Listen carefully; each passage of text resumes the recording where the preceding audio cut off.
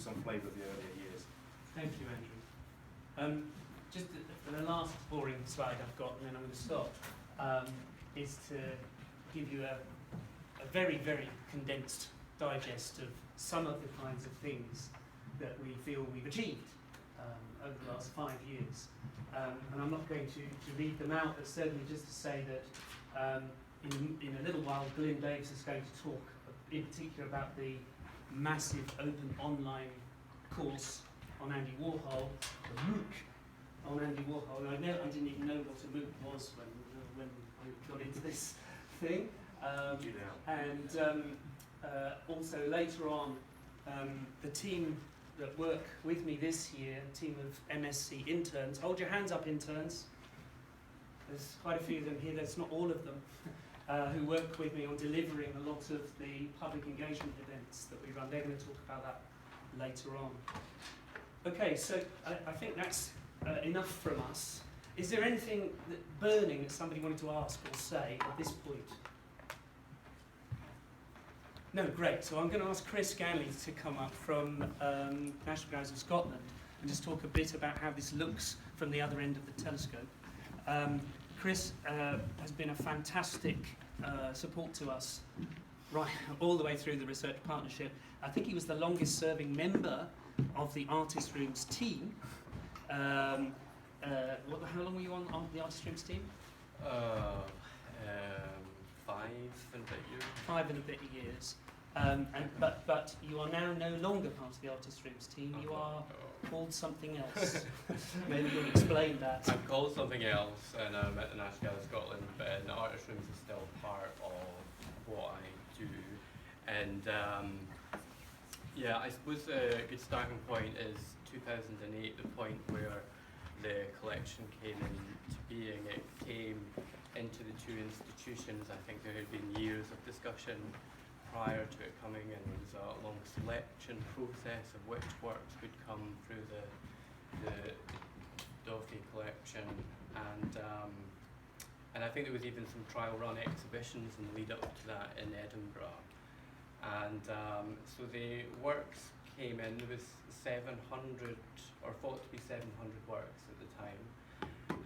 They came in 2008, and the two institutions prioritised documentation and conservation of all those works. And through that process, they realised that, for example, one object, there was 400 components to that one object. So this process took a much longer period of time than expected. And then the programme was put together very quickly, and at the same time the programme was put together, a team was put together to establish Artist Rooms, and I actually couldn't remember them even though I worked for 5 years, but there was 3 guiding principles for Artist Rooms, and the first was to share the collection across the UK, and the second was to have exhibitions of these monographic displays, and the third was to reach new audiences, and primarily a youth audience. The sector in general wasn't necessarily getting many 15 to 26-year-olds, so that was deemed to be a priority, and also comes from this story about Anthony Doffey having this kind of epiphany as a child in a gallery, which his mother treated as a crash, I think, as the story goes. So out of those guiding principles, research was actually never one of those guiding principles. It was in 2009, the steering group for the project recognised that research should be part of the project, and that was when research strategy was put together by the two organisations. It was primarily led by Jennifer Lundy and Nigel at Tate, but that was one of the first things I was asked to work on, is this research strategy, for them, which I also looked out this morning. And it had 5 key principles. The first was around inspiring these new audiences. The second was to look at the collaborative nature of the project, which was primarily the impact with the associate galleries, because we were working with, the idea was to work with a minimum of 12 galleries across the UK a year. The third was to have a creative response to research. So they were all quite aspirational. The fourth was about new scholarly inquiry. And the fifth was about research management, was to look at the research partnership model as a thing, because I think this was seen as a kind of experiment for all the different parties. And Andrew didn't mention it before, but there was a fairly robust response to this. There was quite a lot of applications to take part, and then Edinburgh was selected through that process. I was originally meant to be on the interview panel for this, but I can't imagine how many people ended up being on the interview panel for it, but when it came about, every director wanted to be part of it, from the museum side anyway. How many, Andrew, can you remember? 6 rings a bell. Six. That was not too bad. It's not too bad, but it's still too many. So I think that broadly speaking, over those 5 years, those principles have all been met. I mean, the 3 areas that Andrew spoke about were identified in the proposal that came from Edinburgh. And I'm not going to go into too much about the research that's happened, because I think you're going to hear about that, and there's a list. Of sorts, But I think there's a couple of things worth highlighting from my point of view. I think I've noticed a kind of shift, at least from NGS's point of view, it's probably less the case for Tate, about the types of research that museums and galleries prioritise.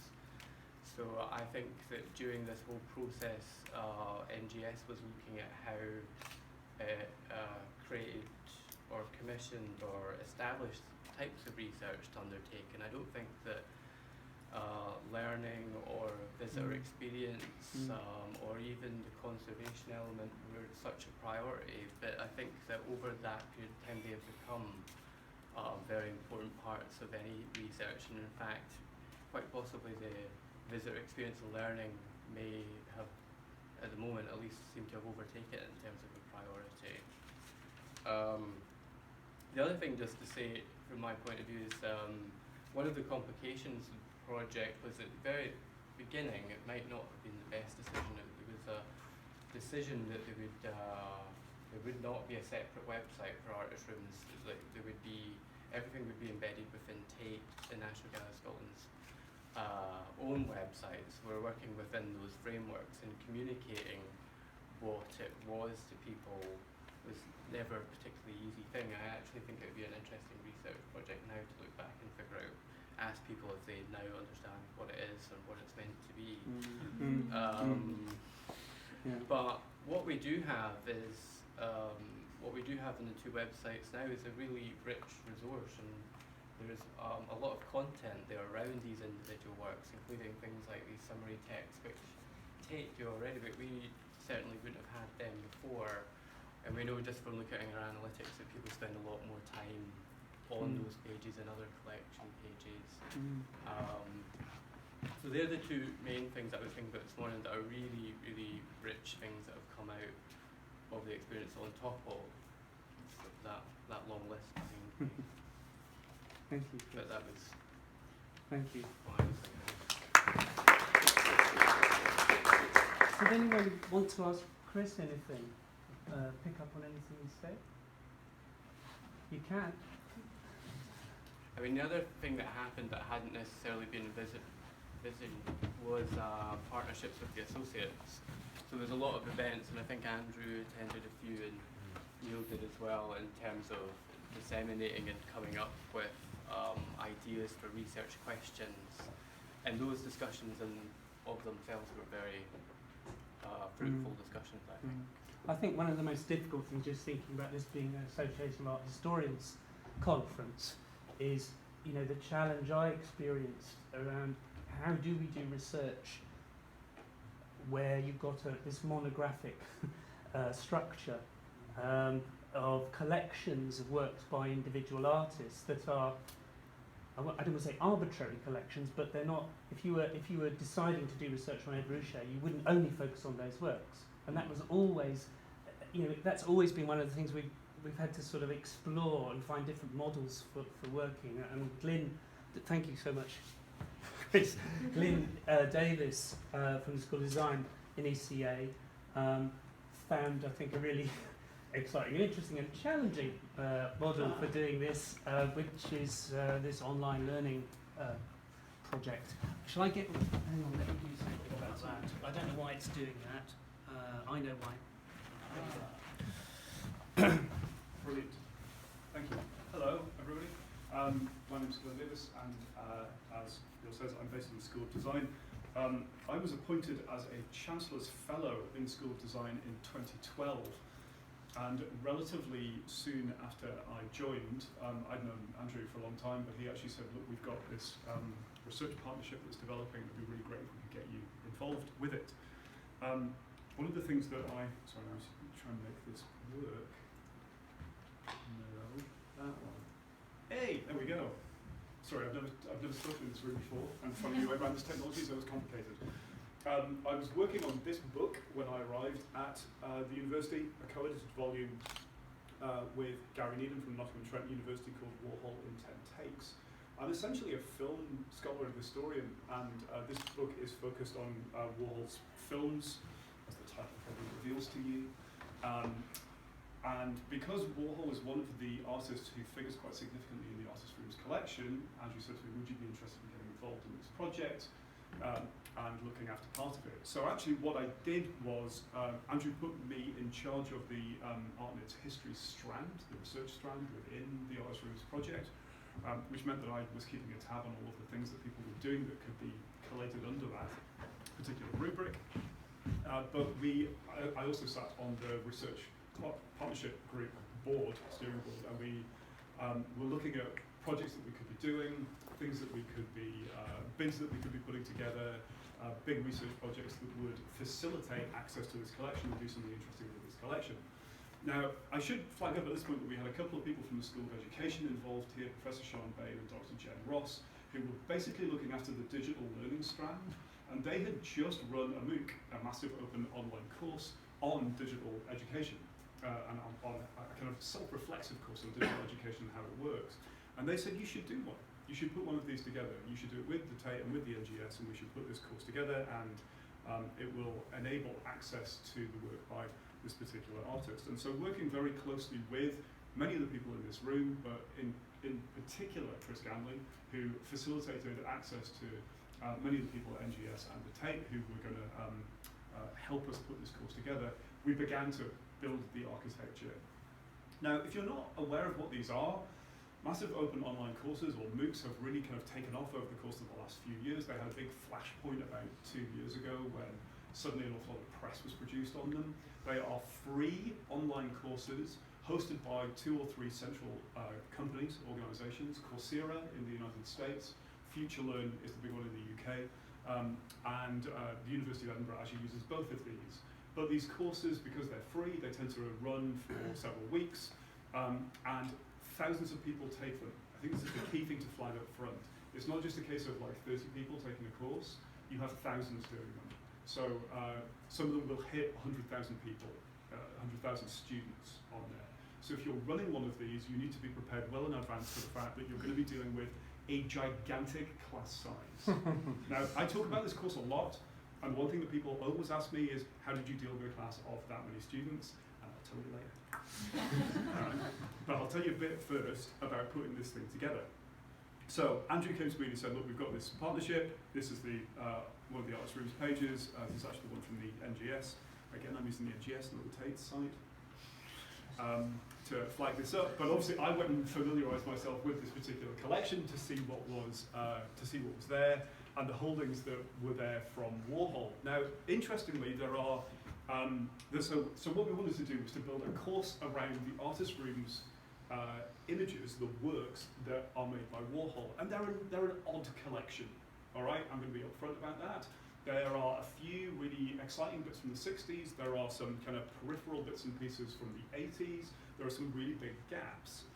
Fortunately, the National Galleries of Scotland and the Tate also themselves independently own quite a lot of Warhol works. And so one of the first things that we did was to say, can we use those as well? And they said, of course you can. So suddenly we had about 250, 300 works that we could build the course around. that we could structure a 5-week course around. What I did was to then organise the material thematically into 5 clusters of material. Here are major themes that run through Andy Warhol's work. Let's talk about sex, let's talk about death, let's talk about money, and how can we arrange short lectures on these, research materials around them, bits of reading, how can we build kind of exercises for a class around all of these things. So we constructed 5 weeks worth of material. And then, using Chris predominantly, I went back and I said, well, I'd like all of these images. Can you negotiate the access to these for me so that I can use them in videos and so that we can use them on the website when we actually want to run a course? That probably was the most time-consuming thing, I would imagine. Yeah. On your it was one of the things that... Was it rights approval or also filming of the works? But both were time-consuming. Was it the rights approval? I think it may have been the rights. The rights. Yeah. The rights approval took us quite some time. And it was just a kind of back and forth of trying to make sure that we got access to these. I'm saying this now because I'm going to come back to it later. It's a really crucial issue. If you want to be teaching art history online, you're going to come up against rights and access issues all the way through. And we had to make sure that we had this set up from the beginning so that we couldn't get into trouble later on. That we are basically allowed to use all of the images that we wanted to use. We started to make noise about this and to tell people that the course was going to happen.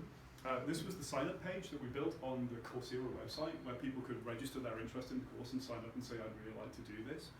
And the information about this started to kind of get out there through various different social media spaces. People can sign up for it in advance, and then once the course has actually got a date that it's going to go live, they get told all about it.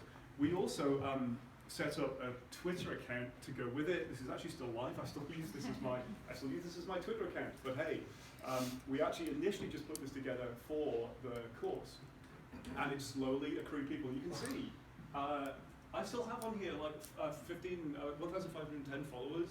I would say probably about 1,000 of them came just through the course, and they won't go away. For those people who regularly follow me, the rubbish that I normally tweet about, but they won't leave me. So they just follow all the rest of the things that I continue to post about, including being here this afternoon. So maybe some of them are here. Anyway, I'm being self-reflexive again. So we then put together the course content. There is a team within the university who help us build MOOCs, who are based in the Vice Principal's office and are connected with online and distance learning, who look after adult education, who deal with the university's outreach projects.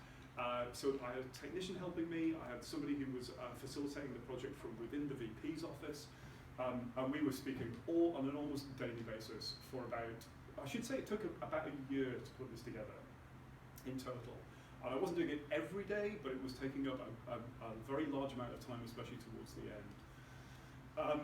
The major part of the content of the course is video content, or at least that's the bit that takes the most work. And I worked with a fantastic woman called Lucy Kendra, who shot all of our videos. We did a week of filming here. It all has to be very tightly scripted. We did a week of filming in Edinburgh. I had a day at the National Galleries where we shot behind the scenes of the National Galleries. You were there, actually, weren't you? Yeah. Where we got access to the Warhol holdings at the NGS. And then we had a week in London shooting at the Tate.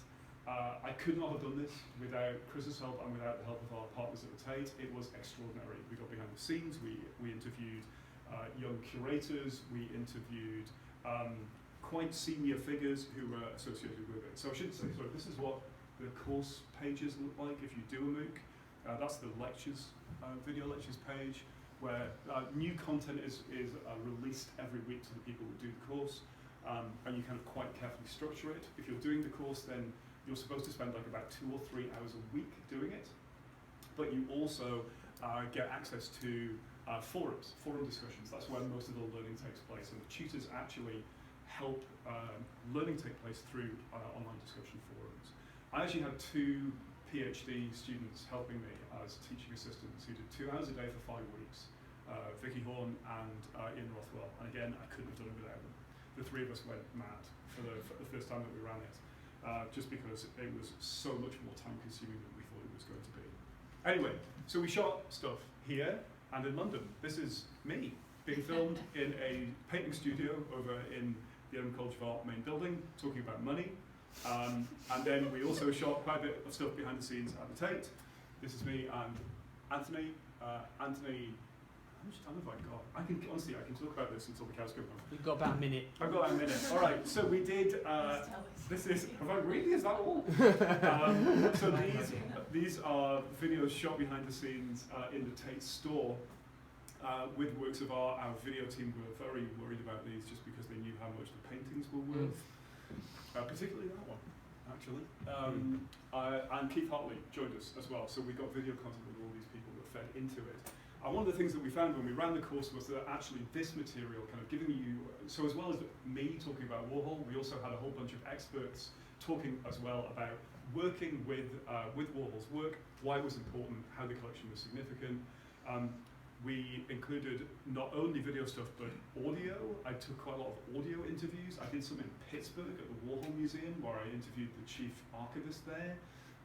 We kept supplementing that and adding to it. Dr. Fiona Anderson, who's down the front here, actually gave us an interview for the second iteration, talking about New York in the 1970s and the art scene there, which was an invaluable part of the second iteration of the course.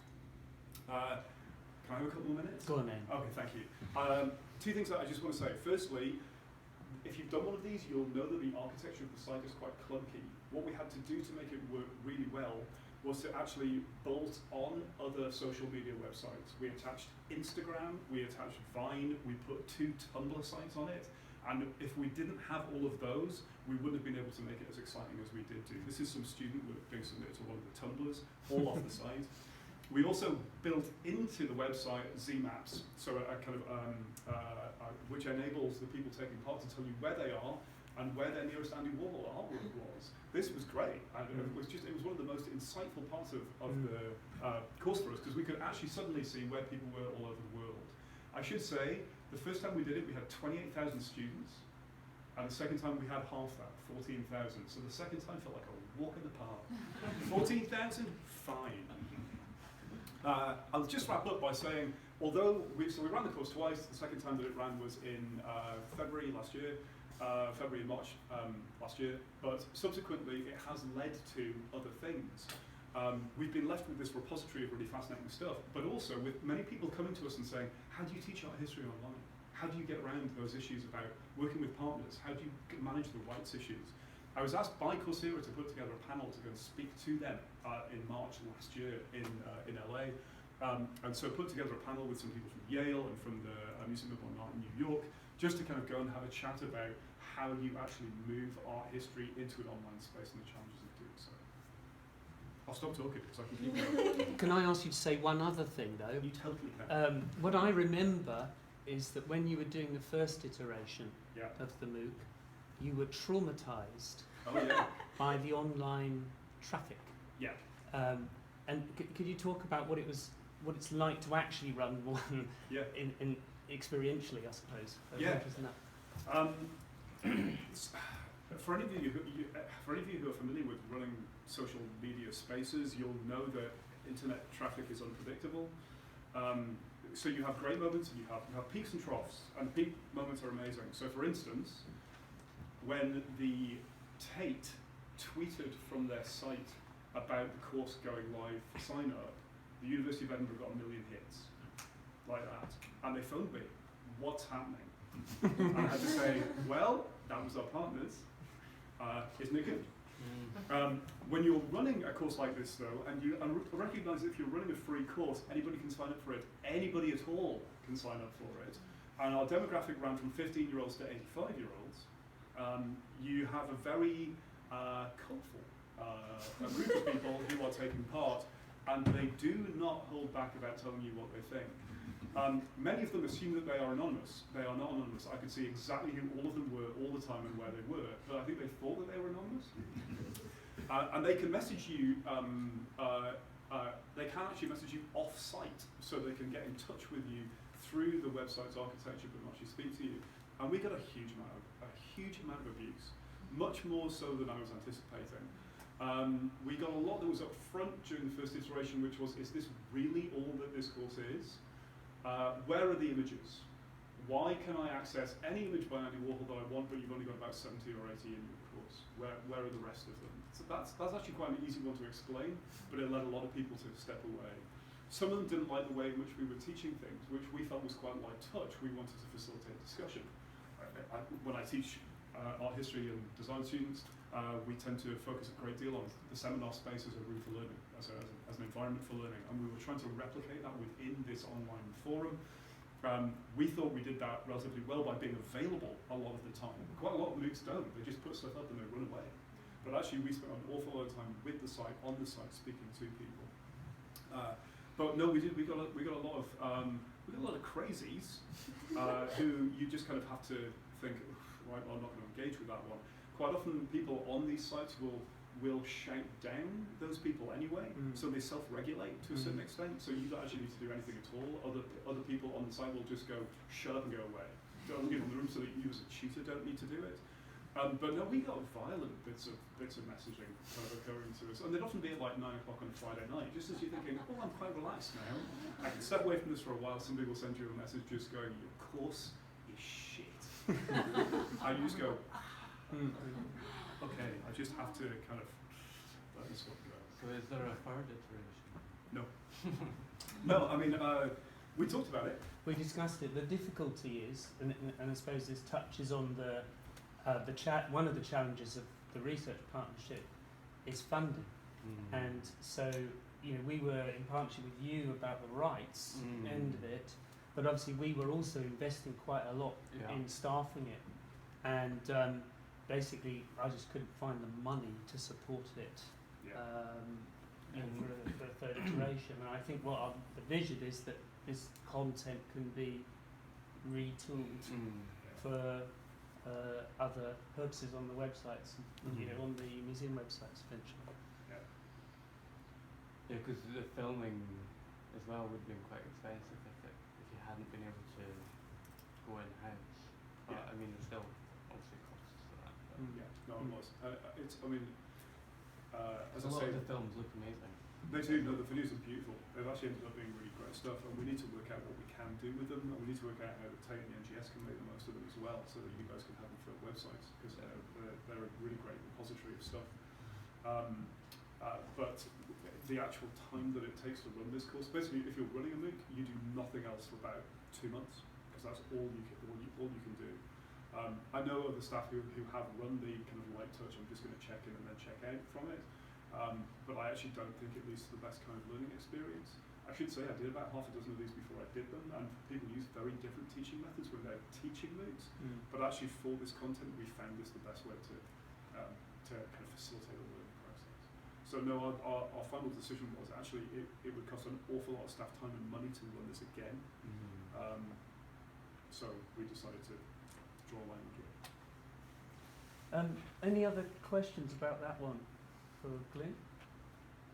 Can I just make a quick observation? It's about your ZMAP. I'm sure it's ZMAP, by the way. Yeah. It looked to me like a lot of the users weren't actually all that near real Andy Warhols. Yeah. And if that's right, it would mean that the appetite for a MOOC is higher when people aren't in the middle of a city, maybe. Yeah. So that would mean that the population, it could be very big for a third iteration or fourth iteration of more learning when people aren't near museums. Yeah, no, that's Is that right? Am I reading that right? Yeah, no, you're absolutely right. There is a concentration around some metropolitan areas. So if you zoom the map out fully, then you can see that it's kind of clustered around particular spots. But it is surprising how many of the people doing these are just doing these because they've got access to an online link, and that's all they need to be able to do this. So many people were a long way from their nearest museum, their nearest gallery, and certainly from a gallery that owned a Warhol or had a Warhol on show.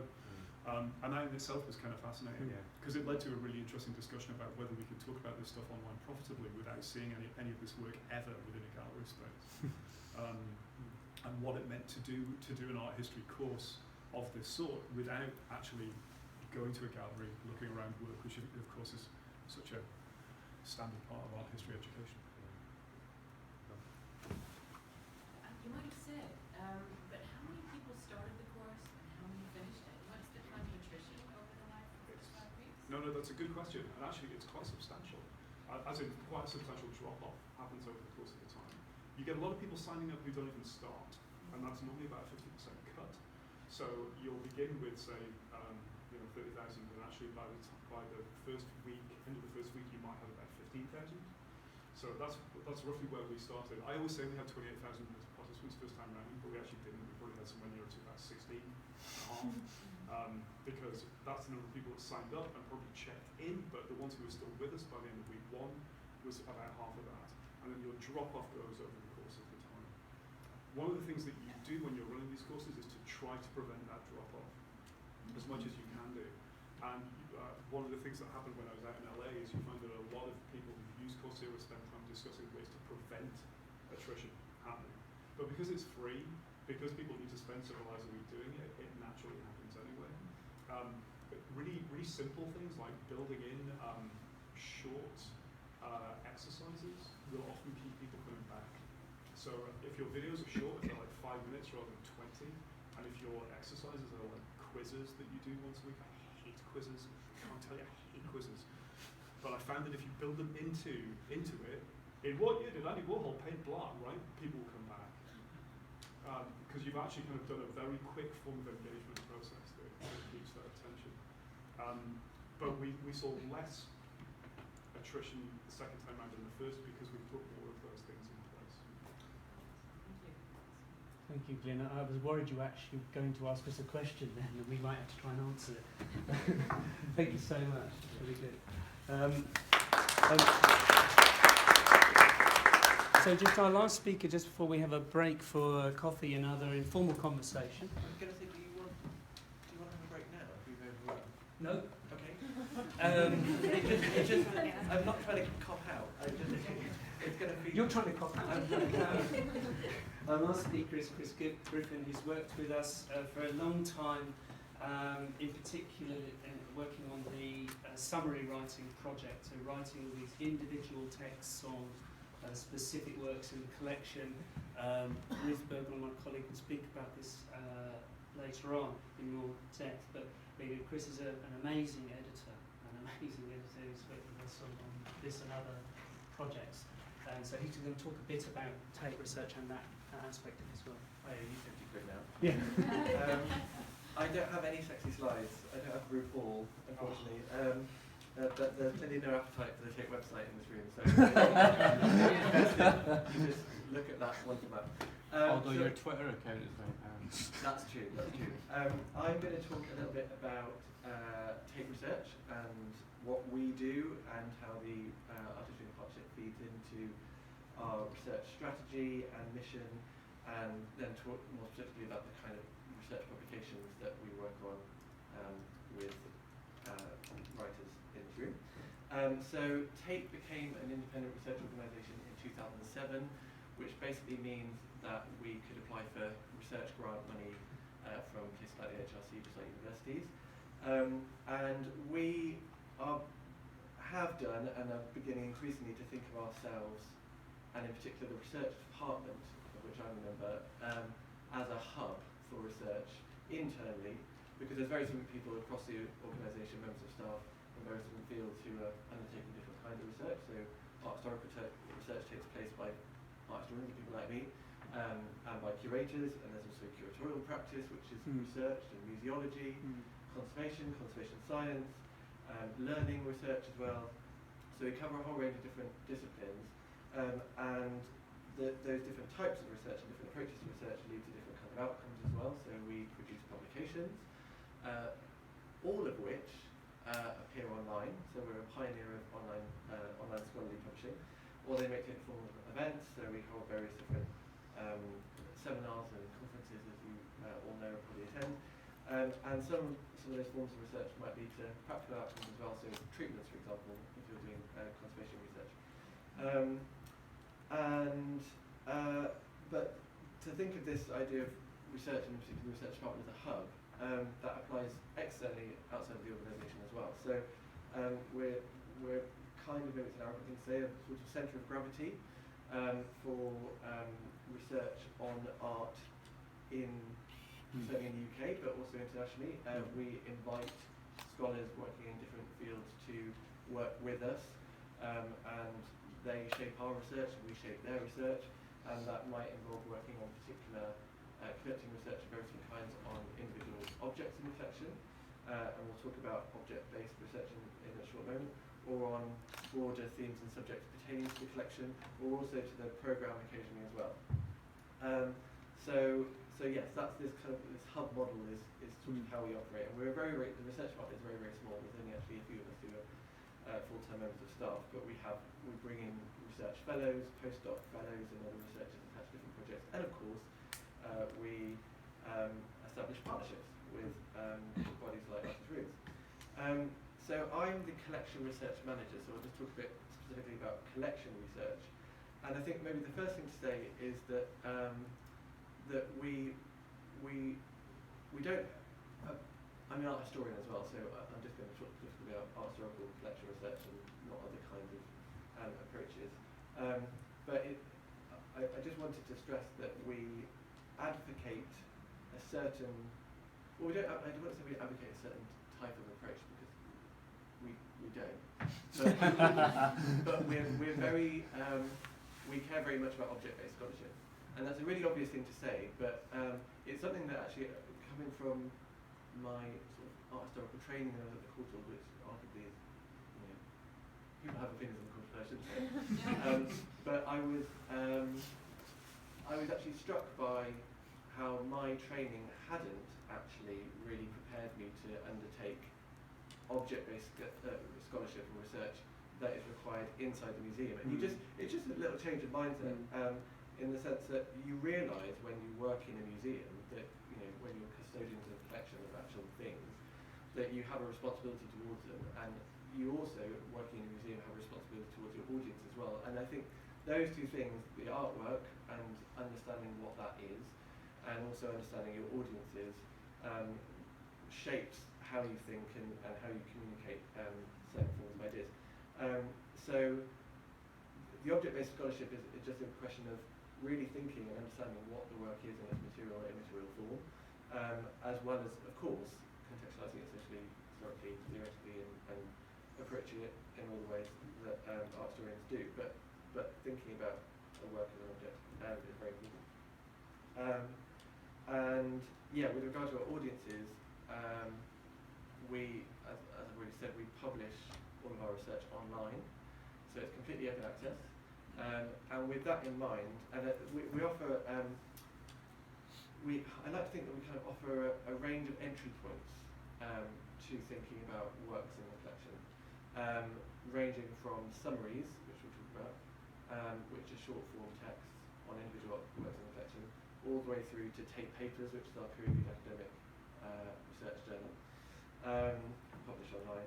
And so we like to think there's kind of something for anyone. There's a menu of options that people can kind of dip in and out to. Summaries, just to introduce those before Ruth can talk about the work that she and her team have done. Summaries are short, succinct accounts of the making and meaning of an artwork. And it seems really, really straightforward. And of course, everyone in this room says, oh yeah, that's fine, that's great, I can do that. As Ruth will testify, they're really, really hard text to write. And because they have to be succinct, but they have to be comprehensive, we require them to be sophisticated and deeply researched, but at the same time accessible. So they're difficult things to approach, and they're difficult things to write as well. So I empathise with all of you who have had to grapple with them. I've been there myself. So those are summaries, and they follow a very particular structure, and it's worth saying, and with the kind of object-based approach to thinking about art in mind, they always start with a description of the work, and we take that very seriously because we kind of feel, again, as custodians of these works, if we can't describe the work adequately, then no one else will, because we know that these summaries are actually often used, well, as well as by people doing GCSE homework or visitors who want to know more about the work and click on their phone in the gallery.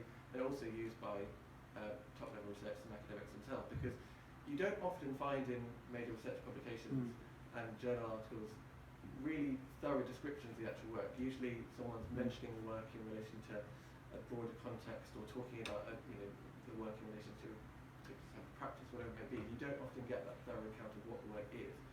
And and sometimes I think you guys will agree that when you do the research and you get access to all the conservation files and the catalogue files that someone like Tate has, you realise actually this work is something slightly different to perhaps what you thought it was. And so it's really important to hammer home and define very clearly, describe very clearly what the work is first and foremost, and then you establish how it's made and contextualise it that way. But it always starts with that description. I just really want to stress that. So those are summaries, and in focus projects are very different, not least because they're a lot longer and engage far more deeply with a particular work in question. But again, they're focused on one work or one body of work. And we also like in focuses, thinking about our audiences as well, to start with a description of the work, to establish what the work is, what are the parameters for thinking about this work, and then go on to consider it from a number of different angles, thematically, historically, whatever it may be. And I'll leave Christian to talk you through his wonderful own focus that we've recently published on Anselm Kiefer's heroic symbols. And just finally, I just thought I would mention again Tate Papers, just to go back to what I was saying at the beginning really, but I think Tate Papers it's not specifically to do with collector research, and it's certainly not specifically to do with artist rooms, but we have published papers related to the artist room collection, and again I'm looking at Christian because he coordinated a wonderful grouping of papers related to August Sander, who's one artist in the artist rooms collection. And yeah, Tate Papers I think embodies this idea of Tate being a research hub, because we publish papers from a range of different disciplines, predominantly art history, but conservation, learning, museology again. And it's a showcase for research that happens at Tate by members of staff, but also a showcase for research relating to not even necessarily just works in Tate's collection, but to Tate's area of interest written by academics outside the organisation. So yeah, so those are I'm just giving you a very quick run through of the types of publications that we work on, and I'm responsible for editing all of those. And I can talk more if you've got any questions about our editorial procedures or approaches or whatever I've already covered. I know that was a quick run through, maybe it was straightforward, maybe it made no sense at all.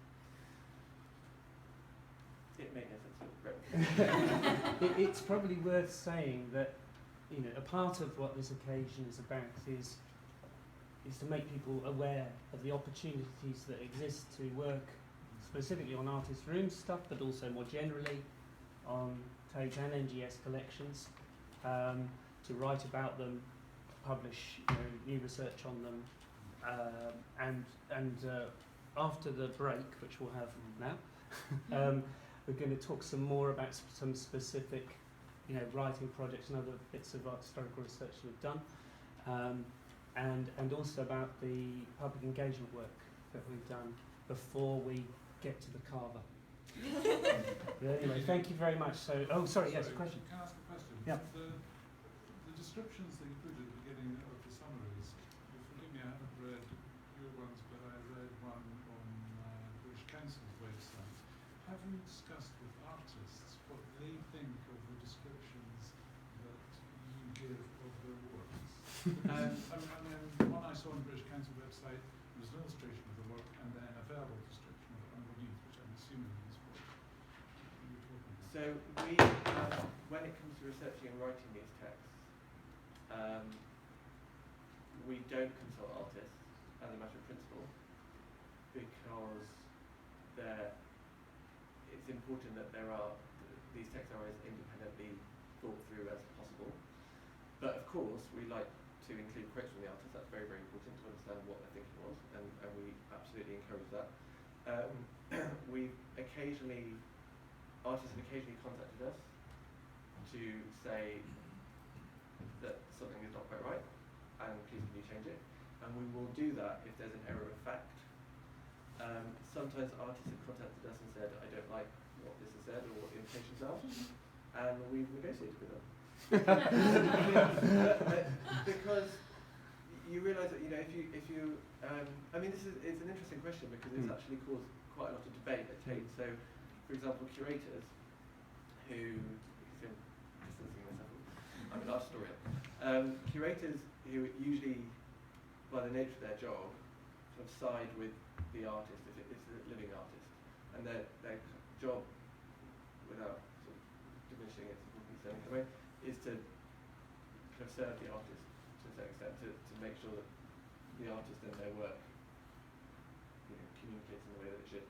I think as an art historian, you know, you have critical distance from that, and the summary is meant to be written with that kind of critical distance in mind. So we do, yeah, because there have been occasions where curators have said, no, you need to change this because someone's just phoned me and they've been upset, and you read the text and think, actually, no, they've substantiated this claim.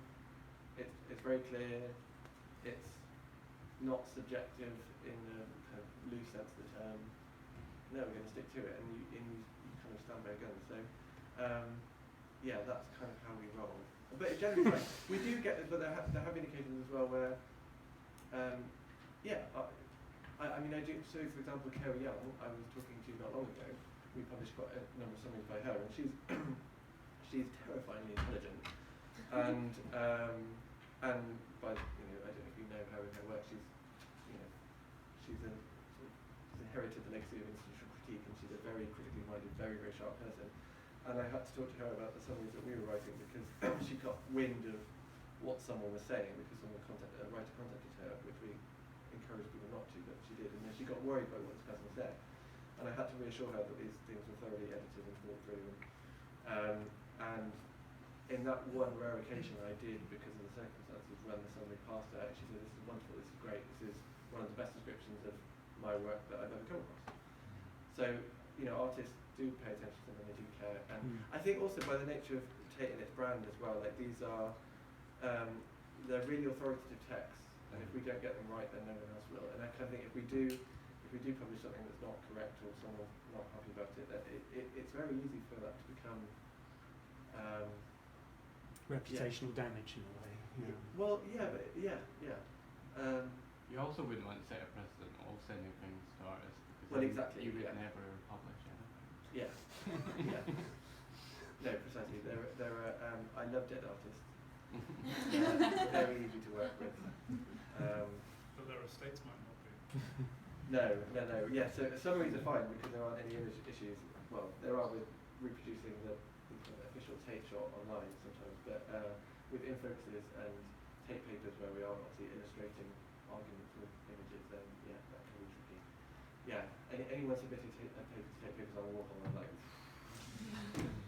very difficult. Okay. Thank you so much, Christopher. I think we'll just have a break now for 10 minutes, come back together for those who can stay with us, give the temptation of Carver at 4 o'clock.